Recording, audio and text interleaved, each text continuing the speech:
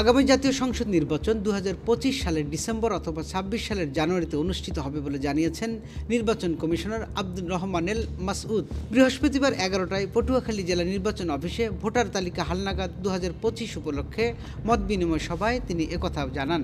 EC Masud বলেন, সঠিক ও গ্রহণযোগ্য নির্বাচন নিশ্চিত করার জন্য আমরা কাজ করছি। বর্তমানে আমাদের সম্পূর্ণ মনোযোগ জাতীয় সংসদ নির্বাচনের উপর।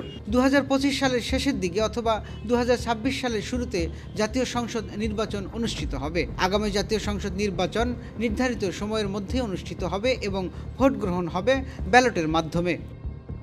তিনি আরও বলেন, ভোটার তালিকা হালনাগাদের বিষয়ে দেশ জুড়ে 35,000 তথ্য সংগ্রহকারী কাজ করছেন। এ বিষয়ে যারা তথ্য সংগ্রহ করছেন তাদেরকে আরও দায়িত্বশীলতার পরিচয় দিতে হবে। অনেক ক্ষেত্রে ভোটার তালিকায় ভুল হচ্ছে, এতে মানুষ সেবা নিতে পারছেন না। তাই এ বিষয়ে সবার সহযোগিতা দরকার।